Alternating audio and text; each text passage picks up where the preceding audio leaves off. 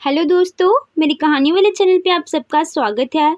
तो दोस्तों, हमारी आज की कहानी डॉक्टर कंचन शुक्ला जी द्वारा लिखी गई है। माँ का आखिरी खत। भावना, आज शाम को तुम्हें मेरे घर आना होगा। मैं आज तेरा कोई बहाना नहीं सुनूंगी। अलका ने मुस्कुराते हुए भावना से कहा। क्यों? क्या शाम को अपनी शादी पक्की होने की खुशी में दावत दे रही है मैडम अलका? भावना ने भी मुस्कुराते हुए उसे छिड़ते हुए कहा। नहीं यार, क्या करूं, कोई मुझे पसंद ही नहीं करता, वरना आज ही शादी कर लूं। अलका ने मासूमियत सा मुंह बनाकर जवाब दिया। अलका के कहने के अंदाज को देखकर भावना खिलखिलाकर हंसने लगी। बालिके, मैं तुम्हें आशीर्वाद देती हूँ, जल्दी ही तुम्हें कोई आंख का अंधा और शरीर का पूरा मिल जाए।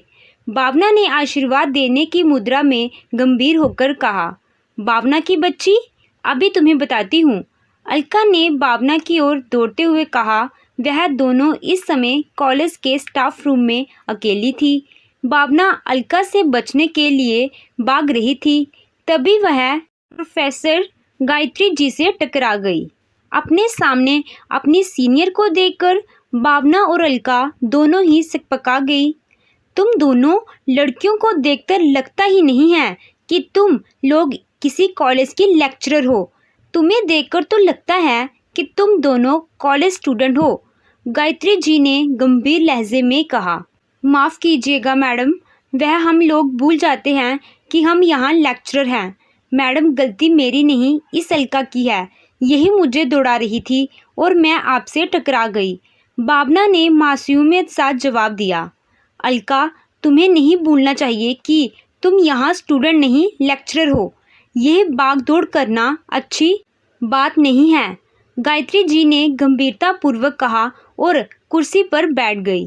अलका भावना को गायत्री जी से आंख बचाकर धमकाने की कोशिश कर रही थी। तुम दोनों दौड़ क्यों रही थी? गायत्री जी ने पूछा। मैडम, मैं भावना को अपने घर आने के लिए कह रही थी। आज मेरी माँ का जन्मदिन है, पर यह वहाँ आने के लिए मना कर रही थी, अलका ने गायत्री जी को बताया। मैडम, मैं आपको भी घर आने का निमंत्रण देना चाहती हूँ, क्योंकि मैं अपनी माँ का जन्मदिन बहुत धूमधाम से मनाना चाहती हूँ। उन्होंने मेरे लिए बहुत कष्ट सहन किए हैं। अब मैं चाहती हूँ कि उनके जीवन में खुशियाँ ही खुशियाँ हो, अलका ने अपने मनोभावों को व्यक्त किया। तुम्हारे पिताजी क्या करते हैं? गायत्री जी ने पूछा। मैडम, वह हमारे साथ नहीं रहते, उन्होंने दूसरी शादी कर लिया है। मैडम, आपको शायद यह सुनकर आश्चर्य होगा, अगर मैं आज इस दुनिया में हूँ तो अपनी माँ के कारण। अगर मेरे पिता का वश चलता तो वह मुझे भी मेरी दोनों बहनों की तरह गर्भ में ही मार डाला होता। जब तीसरी बार भी मेरे पिता ने लड़की को गर्भ में मारने की बात की तो मेरी माँ ने उनका विरोध किया और मेरे पिता का घर छोड़कर अपनी बहन के घर चली गई। वहाँ कुछ दिन रहने के बाद माँ ने अपने पैरों पर खड़े होकर मेरा पालन पोषण किया। मैडम, मुझे पालने के लिए मेरी माँ ने कुछ दिनों तक लोगों के घरों में बर्तन साफ करने और खाना बनाने का काम भी किया।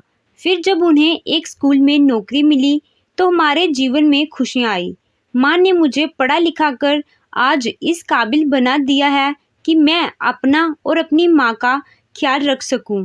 अलका अपनी ही रो में कहती जा रही थी। अलका की जीवनी सुनकर गायत्री जी ने कहा कि वह उसके घर जरूर आएंगी।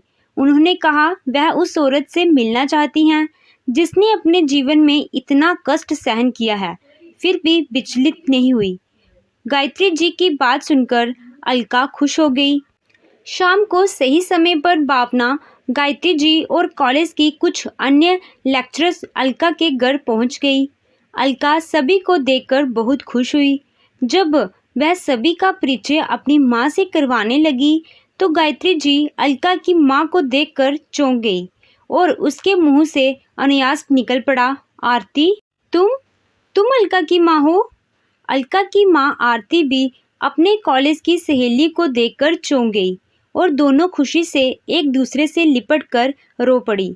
सबने मिलकर अलका की माँ आरती का जन्मदिन बहुत अच्छे से मनाया और फिर सभी अपने अपने घर चले गए। भावना अलका की माँ का त्याग और उनके समर्पण की भावना को देखकर सोच रही थी कि एक ये माँ है जिसने अपनी बेटी के लिए अपनी खुशियों को परवाह नहीं की, और एक मेरी माँ थी जिसने अपने सुखों के लिए अपने पति और बच्चों को धोखा दिया। जब उसका बांडा फूट गया तो उसने आत्महत्या कर लिया। दूसरे दिन भावना कॉलेज में बहुत उदास थी। उसकी उदासी देखकर अलका ने पूछा, क्या बात है भावना, तुम आज इतनी उदास क्यों हो?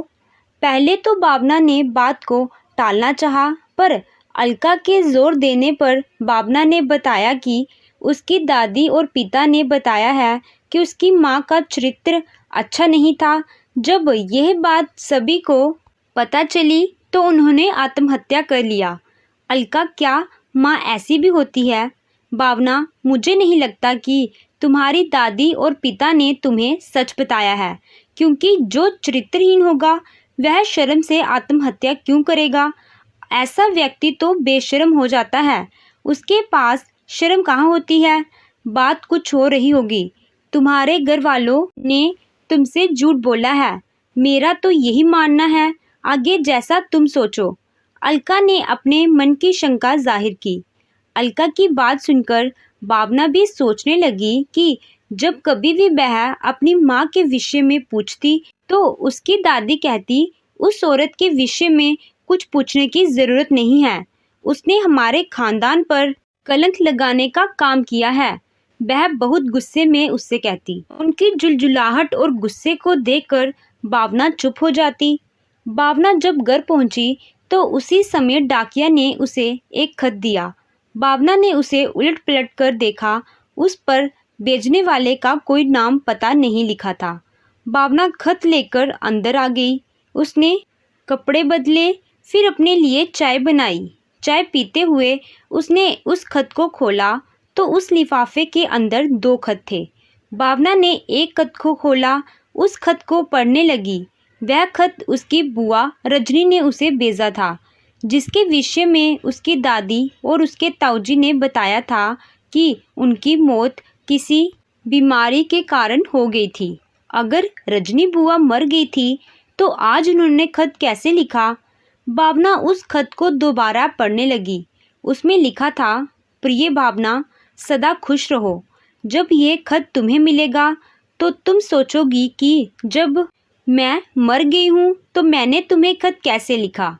भावना, मैं मरी नहीं हूँ, जिंदा हूँ।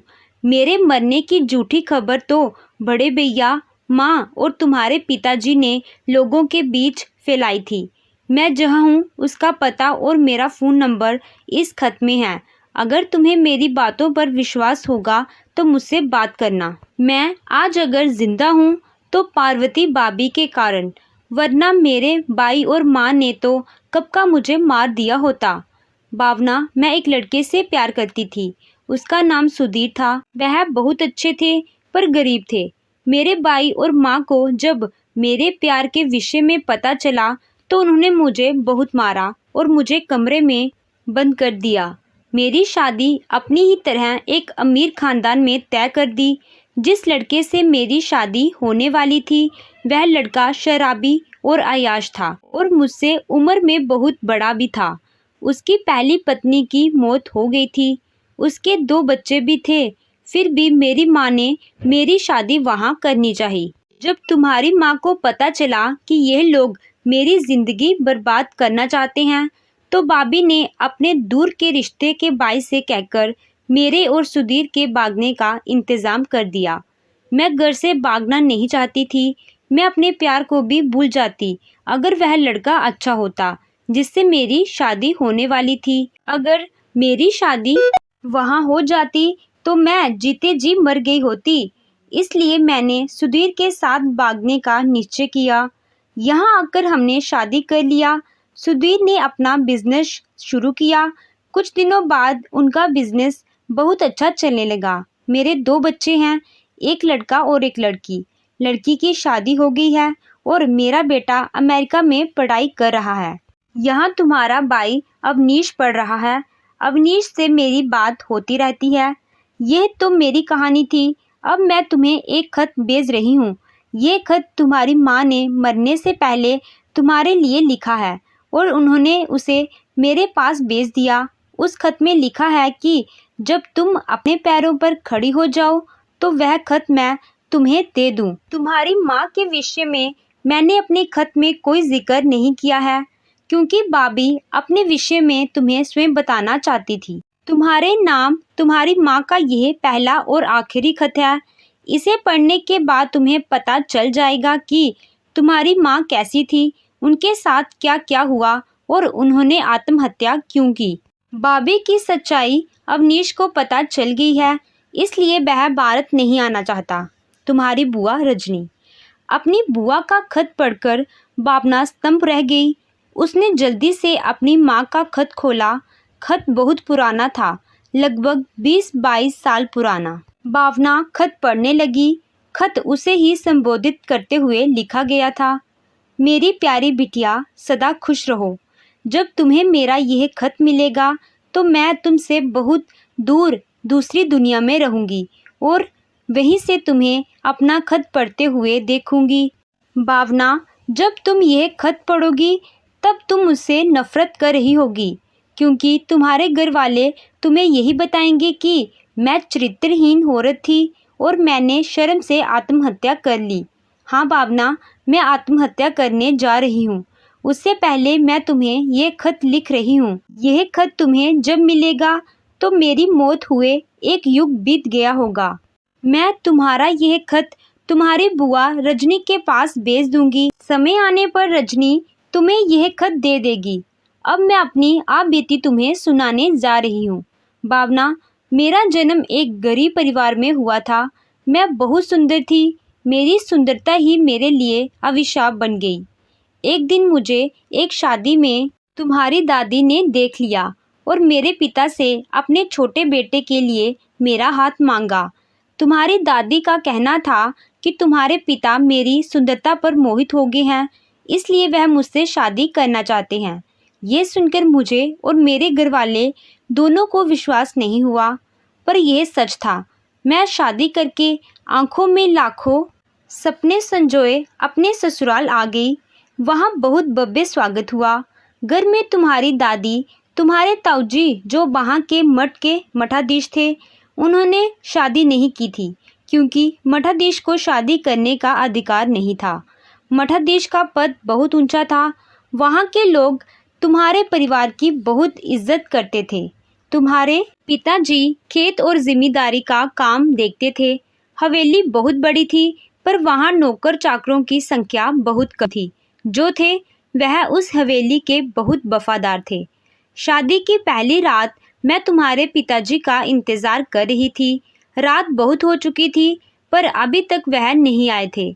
मैं उनका इंतज़ार करते हुए कब सो गई मुझे पता ही नहीं चला।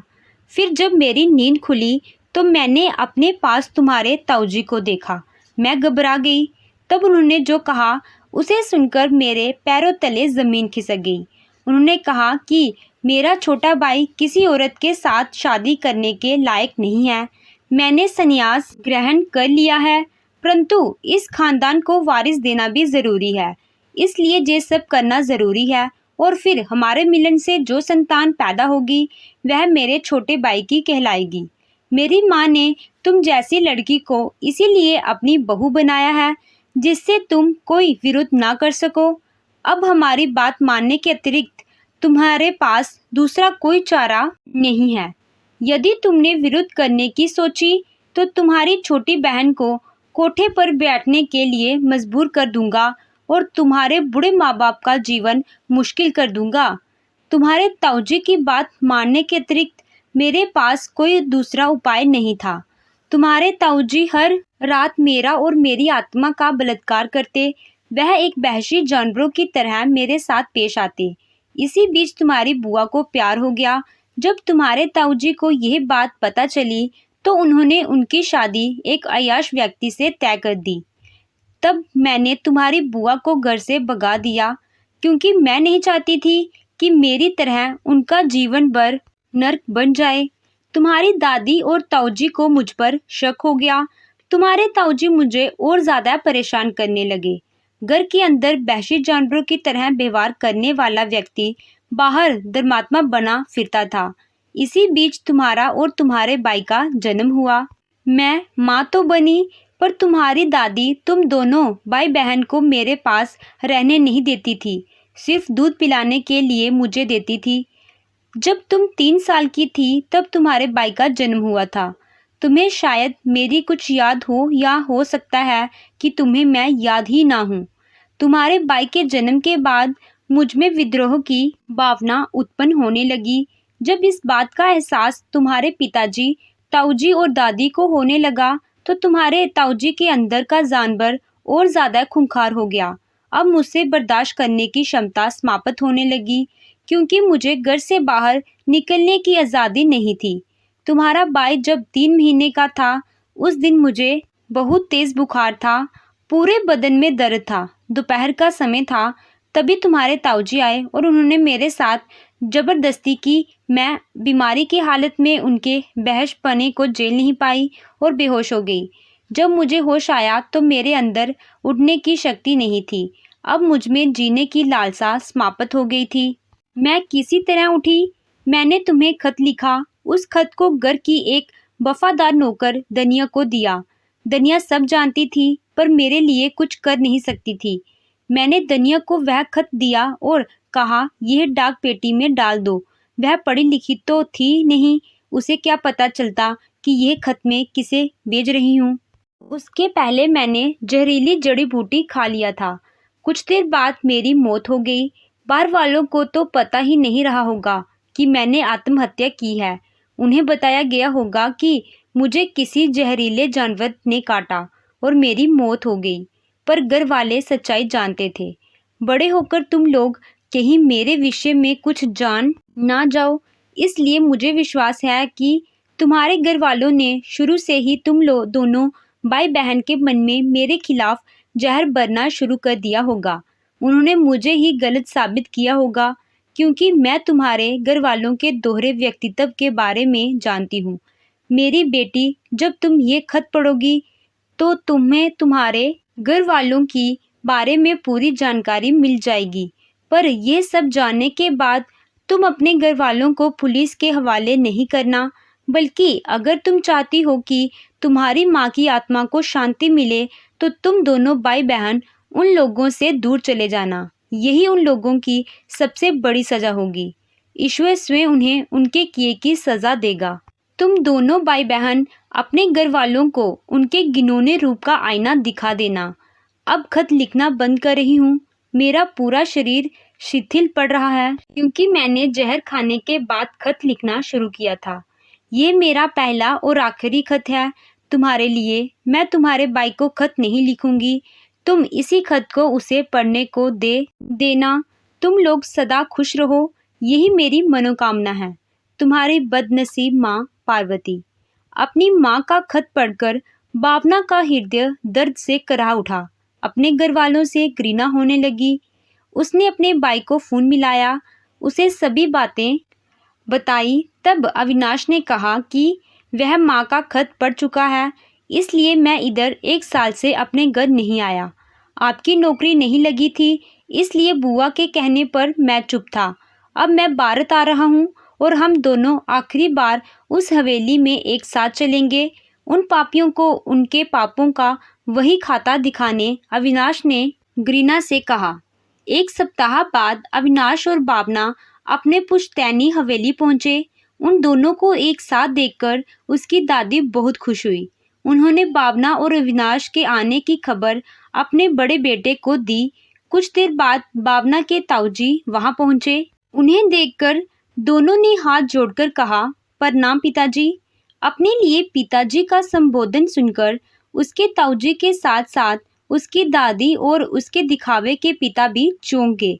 उनको चौंकता देखकर भावना और अविनाश ने उनके काले कारनामों की काला चिट्ठा खोल दिया। उन तीनों को तिकराते हुए वह दोनों हमेशा हमेशा के लिए उस हवेली और हवेली में रहने वालों से रिश्ता नाता तोड़कर चले गए।